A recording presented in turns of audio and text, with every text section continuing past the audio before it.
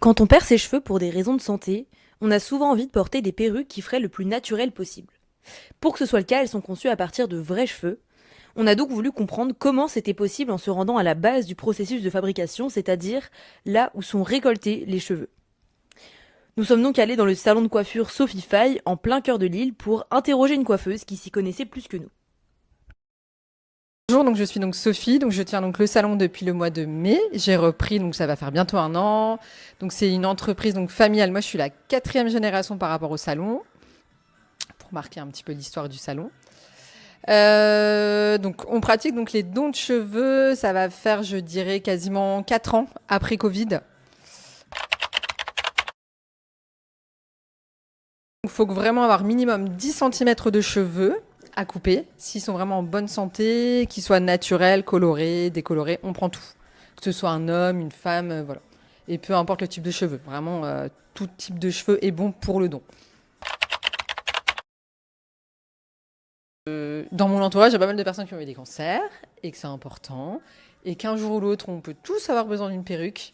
Et tous ces petits gestes-là, c'est important de les faire. Ça fait du bien. Et que c'était important pour moi de faire tout ça aussi. Et du coup, pouvoir aider d'autres personnes qui auront besoin de perruques. Quand une personne vient donner ses cheveux, il faut qu'elle ait les cheveux propres avant de venir.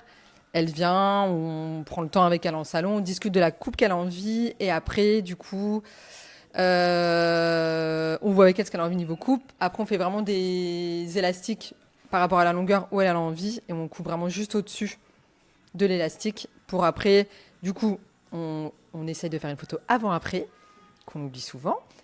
Et on vient après mettre donc du coup les dons dans des petites caissettes où il y a vraiment cheveux naturels, colorés, décolorés, pour après nous les envoyer à l'association. Je stocke un petit peu les cheveux pour après pouvoir les envoyer dès que c'est ouvert ou aller à une ouverture de dons de colis pour les aider à les trier. Après la collaboration, on échange de temps en temps par mail, mais ils ont tellement de demandes et tellement de dons que du coup, il y a un échange qui se fait sans trop avoir d'échange. C'est pour ça que j'aimerais aller à une ouverture de dons pour rencontrer justement toutes les personnes qu'il y a derrière.